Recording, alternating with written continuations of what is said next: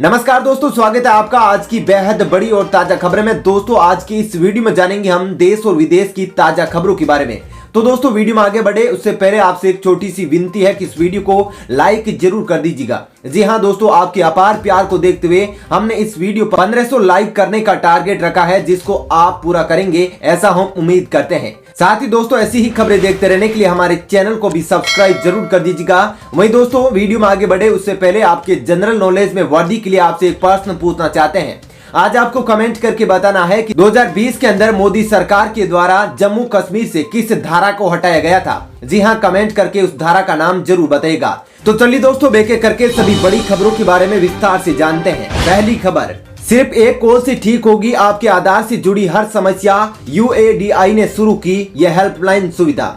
जी हां दोस्तों, आजकल के दौर में आधार कार्ड एक जरूरी डॉक्यूमेंट हो गया है। आधार कार्ड में अपनी जानकारी को अपडेट करवाना हमेशा से मुश्किल रहा है, लेकिन अब यह प्रक्रिया काफी आसान होने जा रही है। आधार से जुड़ी हर समस्या का समाधान करने के लिए UDI ने 1947 हेल्पलाइन नंबर की शुरुआत की है, जो 12 भाषाओं में उपलब्ध है। यहाँ आपकी आधार से जुड़ी हर समस्या का समाधान हो जाएगा। UIDAI ने एक ट्वीट कर इस बात की जानकारी दी है। UIDAI ने ट्वीट कर बताया कि आधार हेल्पलाइन नंबर 1947 12 भाषाओं हिंदी, अंग्रेजी, तेलुगु, कन्नड़, तमिल, मलयालम, पंजाबी, गुजराती, मराठी, उड़िया, बंगाली, असमी और उर्दू में उपलब्ध होगा।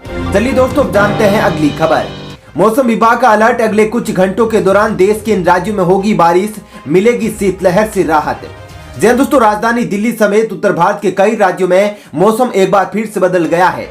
अब फरवरी माह के शुरुआती दिनों में भी पश्चिमी विक्षोभ आने से मौसम में परिवर्तन दिखाई दे रहा है। वहीं मौसम विभाग ने चेतावनी जारी की है कि आज से 5 फरवरी तक उत्तर भारत में बारिश की संभावना है। मौसम विभाग के मुताबिक अगले 3 से 4 दिन तक पश्चिमी विक्षोभ के कारण अफगानिस्तान के ऊपर चक्रवात की स्थिति बन गई है। इस कारण न सिर्फ बारिश होगी बल्कि अगले 24 घंटों में शीतलहर से भी राहत मिलने की संभावना है।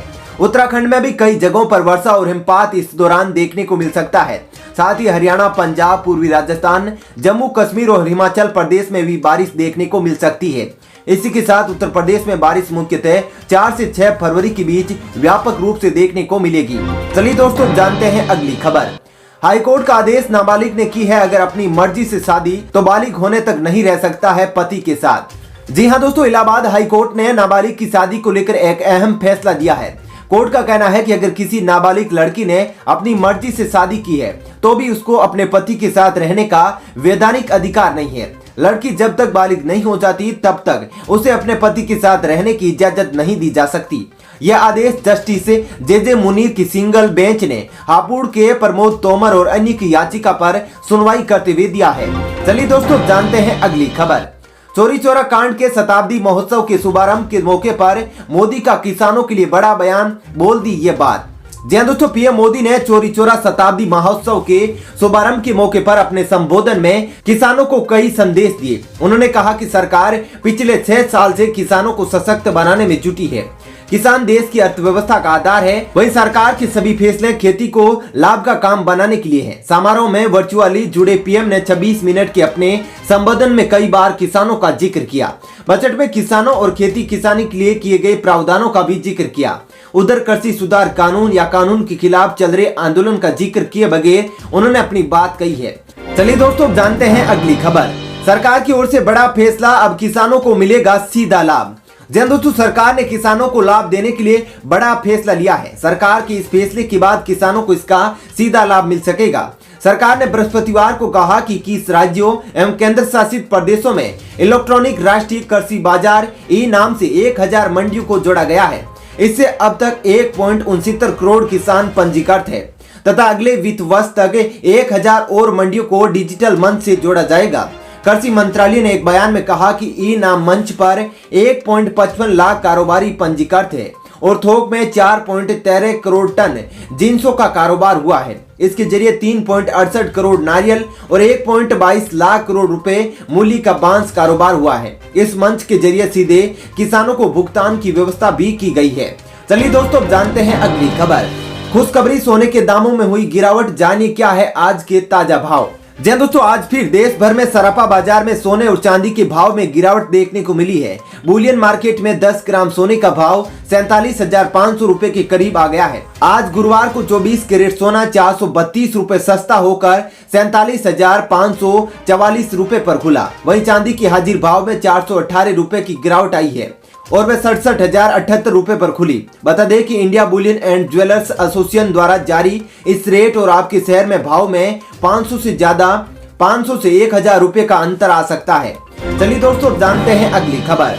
कोरोना वायरस संक्रमण को लेकर बड़ी रिपोर्ट आई सामने। भारत में इतने लोग हो चुके हैं कोरोना से संक्रमित। जी हाँ दोस्तों, भारतीय आयुर्विज्ञान अनुसंधान परिषद ICMR के ताजा राष्ट्रीय सीरो सर्वेक्षण में पाया गया है कि 10 वर्ष एवं इससे अधिक उम्र की 21% से अधिक आबादी के पूर्व में कोरोना वायरस संक्रमण की चपेट में आने के साक्ष्य मिले हैं।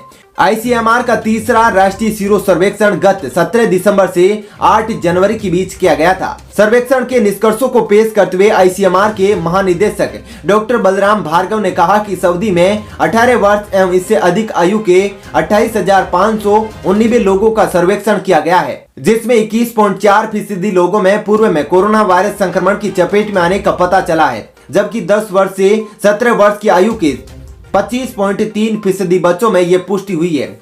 ग्रामीण क्षेत्रों में 19.1% आबादी में SARS-CoV-2 की उपस्थिति के साक्ष्य मिले, जबकि शहरी झुग्गी बस्तियों में यह आंकड़ा 31.7% पाया गया है। चलिए दोस्तों, जानते हैं अगली खबर। आम आदमी को बड़ा झटका। बजट के बाद गैस सिलेंडर के दामों में हुई जबरदस्त वृद्धि। जानिए कितना हुआ इजाफा।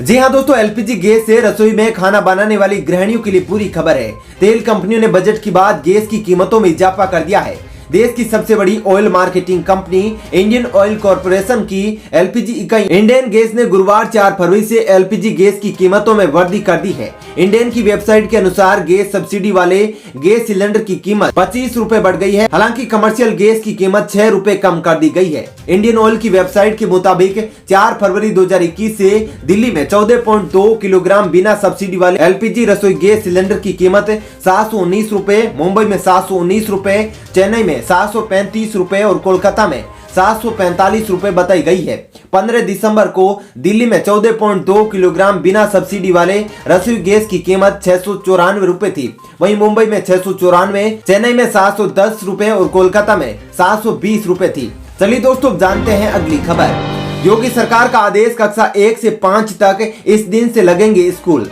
जी दोस्तों, राज्य में कक्षा 6 से 8 तक के स्कूलों को 15 फरवरी से खोलने की तैयारी शुरू कर दी गई है। वहीं पर शिक्षा विभाग ने कक्षा 6 से 8 तक के स्कूलों को 15 फरवरी से खोलने का प्रस्ताव सीएम योगी की मंजूरी के लिए भेज दिया है। वहीं पर कक्षा 1 से 5 तक के स्कूलों को 1 मार्च से खोलने का प्रस्ताव दिया है। इस बारे में अंतिम निर्णय सीएम करेंगे। पिछले करीब 1 साल से कोरोना संक्रमण की वजह से स्कूल बंद चल रही थी।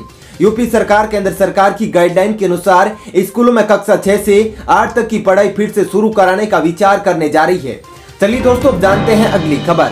ड्रोन के जरिए धान और गेहूं की फसल की तस्वीरें लेगा कृषि मंत्रालय। DGCA ने दी मंजूरी। जी दोस्तों, कृषि मंत्रालय प्रधानमंत्री फसल बीमा योजना के तहत ग्राम पंचायत स्तर पर धान और गेहूं के प्रति हेक्टेयर उत्पादन के आकलन के लिए ड्रोन से तस्वीरें खींचेगा। नागर विमानन महानिदेशालय ने मंत्रालय को 100 जिलों में धान और गेहूं के प्रति हेक्टेयर उत्पादन के आकलन के लिए ड्रोन के जरिए तस्वीरें लेने की अनुमति दी है। चलिए दोस्तों, जानते हैं अगली खबर। जयपुर के अंदर चौराहे होंगे सिग्नल फ्री। जल्दी सड़कों पर फराटा भरेगी गाड़ियां। जी हां दोस्तों, सब कुछ ठीक रहा तो जल्दी राजधानी जयपुर के चौराहे और सड़कें ट्रैफिक सिग्नल फ्री नजर आएंगी। जयपुर डेवलपमेंट अथॉरिटी ने राजधानी की जनता को ट्रैफिक जाम से राहत दिलाने के लिए सिग्नल फ्री सिटी बनाने की प्रोजेक्ट शुरू कर दिया है। इस प्रोजेक्ट की शुरुआत में राजधानी जयपुर के व्यस्ततम 7 चौराहे शामिल किए गए हैं। चलिए दोस्तों, जानते हैं अगली खबर। सिक्किम में आज सुबह लगे भूकंप के झटके। जानिए क्या है वर्तमान में स्थिति। दोस्तों, नेशनल सेंटर फॉर सिस्मोलॉजी ने कहा कि शुक्रवार की सुबह सिक्किम में भूकंप के झटके महसूस किए गए हैं। भूकंप की तीव्रता 4.0 मापी गई है। वहीं नेशनल सेंटर फॉर सिस्मोलॉजी के अनुसार रिक्टर पैमाने पर 4.0 की तीव्रता का भूकंप आज सुबह 3:43 पर सिक्किम में नेपाल भारत सीमा के पास आया है। हालांकि इसमें किसी के हताहत होने या संपत्ति के नुकसान की कोई सूचना नहीं मिली है। चलिए दोस्तों, फिलहाल इस वीडियो में इतना ही। ऐसी ही खबरें देखते रहने के लिए आप हमारे चैनल को सब्सक्राइब कर ले। साथ ही दोस्तों, इस वीडियो को लाइक और शेयर भी जरूर कीजिएगा। धन्यवाद।